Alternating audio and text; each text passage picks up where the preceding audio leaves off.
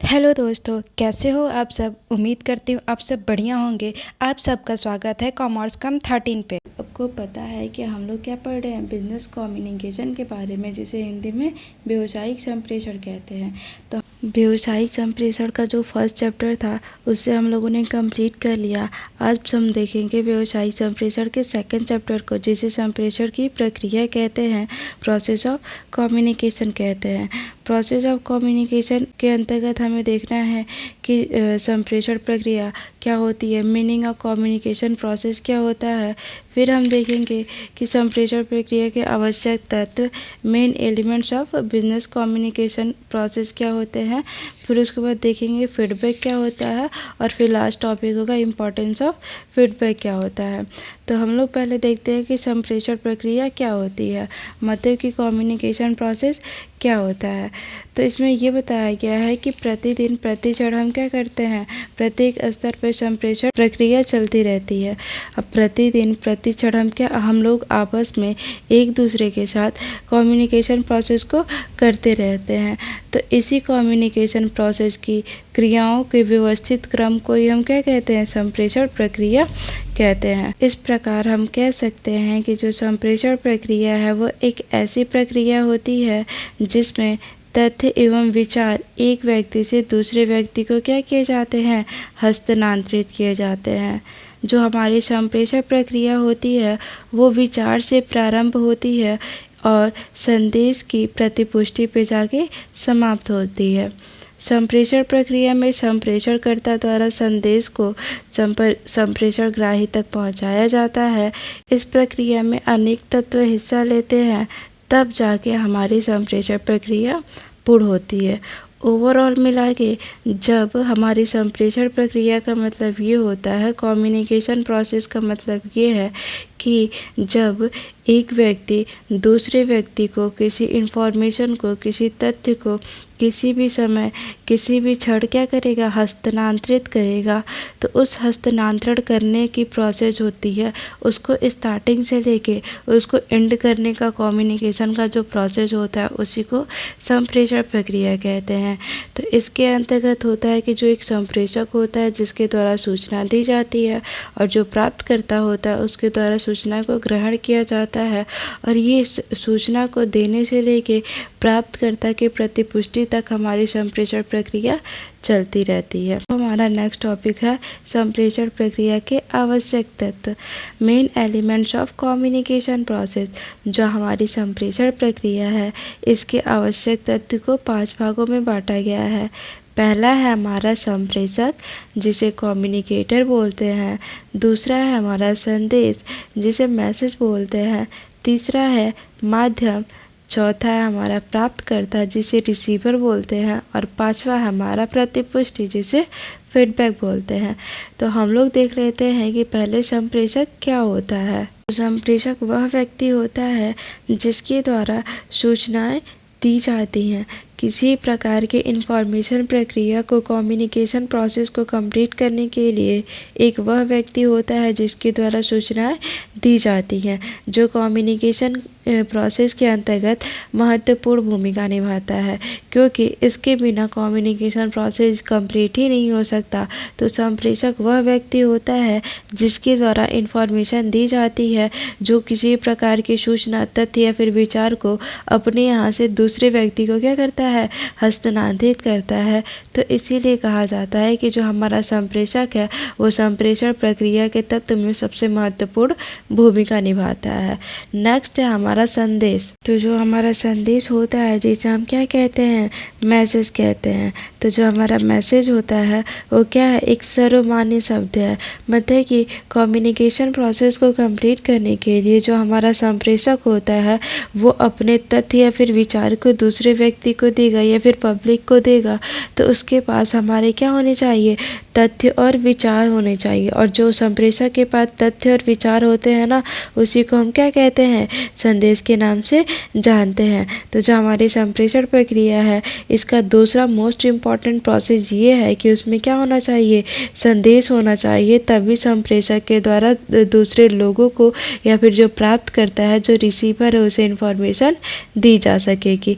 क्योंकि अगर सारे प्रोसेस हो गए कम्युनिकेशन के अंतर्गत और संदेश ही नहीं होगा तो हमारा कम्युनिकेशन प्रोसेस कंप्लीट नहीं हो सकता है।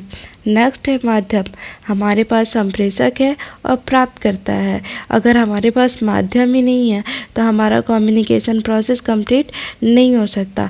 माध्यम का मतलब ये है कि हमारे पास तो सूचनाएं हैं और हम उस सूचनाओं को किस रूप में आप तक पहुंचाएंगे, लिखित रूप में पहुंचाएंगे, मौखिक रूप में पहुंचाएंगे या फिर सांकेतिक रूप में पहुंचाएंगे, ये हमारा माध्यम कहलाता है।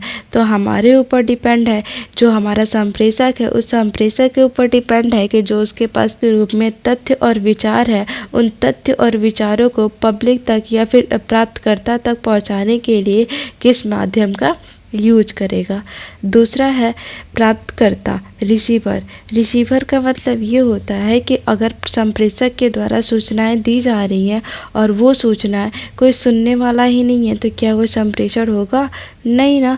तो उसके लिए संप्रेषण प्रक्रिया को पूरा होने के लिए प्राप्तकर्ता होना चाहिए, जो सूचनाओं को ग्रहण करता हो, सूचनाओं को सुनता हो और उस सूचना को प्राप्त करता हो, ताकि हमारी जो कम्युनिकेशन प्रोसेस है उस कम्युनिकेशन प्रोसेस को कंप्लीट किया जा सके। और लास्ट है हमारा प्रतिपुष्टि। जो हमारा प्रतिपुष्टि है वो संप्रेषण प्रक्रिया का लास्ट प्रोसेस होता है और इस प्रोसेस के अंतर्गत जो हमारा संप्रेषक होता है उसके द्वारा जो तथ्य या फिर विचार माध्यम का यूज करके प्राप्तकर्ता तक पहुंचाए जाते हैं, तो इसके बदले में जो संप्रेषक होता है वो प्राप्तकर्ता से फीडबैक चाहता है कि उसको ये सूचना समझ में आई कि नहीं आई। तो इसी प्रक्रिया को हम क्या कहते हैं? प्रतिपुष्टि कहते हैं। जो हमारा प्रतिपुष्टि है वो इस संप्रेषण प्रक्रिया का लास्ट प्रोसेस होता है, जहाँ पे संप्रेषक को लगता है कि वो जो सूचना दे रहा है वो सूचना सामने वालों को समझ में आ रही है और सामने वाला उस सूचना से सेटिस्फाई है, तो वो अपने कम्युनिकेशन प्रोसेस को और भी ज़्यादा क्या करता है? इम्प्रूव करता है। तो हम लोग और आप लोग कैसे जुड़े हैं? कम्युनिकेशन प्रोसेस के द्वारा ही जुड़े हैं। तो मैं यहाँ पे कौन होंगी? संप्रेषक होंगी, जिसके द्वारा सूचनाएं दी जा रही हैं। और आप लोग कौन हो? प्राप्तकर्ता हो, जिसके द्वारा सूचना ग्रहण की जा रही है। उसके बाद हमारे पास तथ्य क्या है कि हम लोग बिजनेस या फिर सब्जेक्ट क्या है या फिर मैसेज क्या है कि हम लोग बिजनेस कम्युनिकेशन के बारे में पढ़ रहे हैं। और हमारा माध्यम क्या है? हमारा माध्यम ये है कि हम लोग लिखित, मौखिक और सांकेतिक रूप में क्या कर रहे हैं? सूचनाओं का हस्तांतरण कर रहे हैं। तो हम लोगों ने अभी देखा कि संप्रेषण प्रक्रिया के तत्व क्या हो सकते हैं। तो उसके 5 भागों में बांटा गया था: संप्रेषक, प्राप्तकर्ता, संदेश, माध्यम और हमारा लास्ट था प्रतिपुष्टि।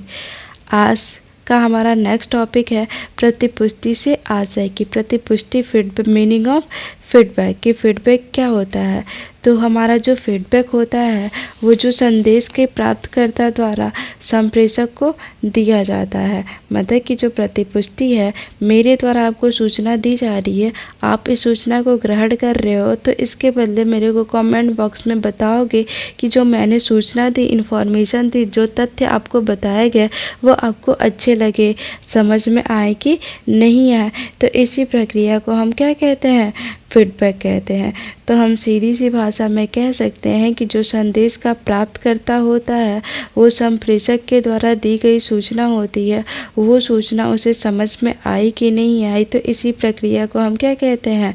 फीडबैक कहते हैं। दूसरे शब्दों में हम कह सकते हैं प्रतिपुष्टि एक प्रत्यार्पित संदेश होता है और जो संदेश प्राप्तकर्ता को संचारित किया जाता है, तो संप्रेषक उस संचारित संदेश की प्रक्रिया चाहता है।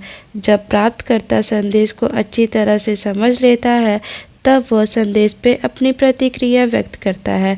इसी प्रतिक्रिया का स्वरूप प्रतिकूल व अनुकूल हो सकता है। यही प्रतिक्रिया प्रतिपुष्टि कहलाती है। प्रतिपुष्टि एक ऐसी दिशा निर्देश देती है जिसके द्वारा संप्रेषक अपने संदेशों को अधिक से प्रभावी ढंग से प्रेषित कर सकता है। तो जैसे कि जो हमारा प्रतिपुष्टि होता है, संप्रेषक के द्वारा दी गई सूचनाओं के बदले वो क्या चाहता और प्राप्तकर्ता से प्रतिक्रिया चाहता है। तो यही जो प्रतिक्रिया होती है ना, उसे हम क्या कहते हैं, प्रतिपुष्टि कहते हैं। और ये प्रतिक्रिया प्रतिकूल या फिर अनुकूल हो सकती है। मतलब कि इन्फॉर्मेशन समझ में आएगी तो आप पॉजिटिव दोगे फीडबैक, और नहीं समझ में आएगी तो निगेटिव दोगे। तो इसीलिए जो प्रतिक्रिया है वो पॉजिटिव और निगेटिव हो सकती है। और जो हमारी प्रतिक्रिया है, जो हमारी प्रतिपुष्टि है, इसके द्वारा जो हमारा संप्रेषक होता है वो अपने संदेश को और भी ज़्यादा प्रभावी ढंग से प्रेषित करता है। नेक्स्ट टॉपिक है हमारा प्रतिपुष्टि का महत्व, इम्पोर्टेंस ऑफ फीडबैक। पुष्टि के महत्व में पहला है अंतिम तत्व। मतलब कि जो हमारी कम्युनिकेशन प्रोसेस है, उस कम्युनिकेशन प्रोसेस का जो हमारा प्रतिपुष्टि है, ये क्या है, अंतिम तत्व है। मतलब कि लास्ट फैक्टर है जिसके द्वारा हमारा कम्युनिकेशन प्रोसेस होता है। प्रतिपुष्टि जरूरी, किसी प्रकार की संप्रेषण प्रक्रिया में प्रतिपुष्टि का होना बहुत ही महत्वपूर्ण होता है, क्योंकि इसके अभाव में हम किसी प्रकार की क्रिया को कंप्लीट नहीं कर सकते हैं। नेक्स्ट है प्रभावशाली। मतलब कि जो हमारा प्रतिपुष्टि है वो क्या होनी चाहिए, प्रभावशाली होनी चाहिए। अगर उचित संप्रेषण प्रक्रिया में प्रतिपुष्टि के द्वारा ही संप्रेषण प्रक्रिया को प्रभावशाली बनाया जा सकता है। जैसे कि आप लोग फीडबैक दोगे तो मैं और ज़्यादा अच्छे वीडियो लेके आऊँगी, और फीडबैक अच्छा नहीं दोगे तो हमारा वीडियो आना बंद हो जाएगा। उत्प्रेरक तत्व, जो हमारा प्रतिपुष्टि होती है वो क्या करती है, उत्प्रेरक का काम करती है। संप्रेषक को प्रेरित करती है कि उसे और भी इंफॉर्मेशन सामने वाले को देनी है। जो हमारा प्रतिपुष्टि होता है वो किसी भी संप्रेषण प्रक्रिया का मापदंड है, जिसके द्वारा ये पता चलता है कि जो हमारा कम्युनिकेशन है वो कम्युनिकेशन कितना प्रभावी रहा। लास्ट हमारा टॉपिक है प्रभावी संप्रेषण संभव नहीं। जो हमारा कम्युनिकेशन है उस कम्युनिकेशन में फीडबैक ही नहीं होगा, फीडबैक नहीं होगा तो जो हमारा प्रभावपूर्ण तरीके से जो कम्युनिकेशन प्रोसेस पूरा होना चाहिए वो कम्युनिकेशन प्रोसेस कंप्लीट नहीं होगा। तो इसलिए जो हमारा प्रतिपुष्टि है उसमें प्रभावी संप्रेषण होना चाहिए। आज के लिए इतना ही। उम्मीद करती हूँ कि आज की क्लास आप लोगों को पसंद आई होगी। क्लास पसंद आई हो तो क्लास को लाइक करें, शेयर करें, चैनल को सब्सक्राइब कर दें। मिलते हैं नेक्स्ट सेशन में। आज के लिए इतना ही। Thank you so much for watching video. जय हिंद, जय भारत।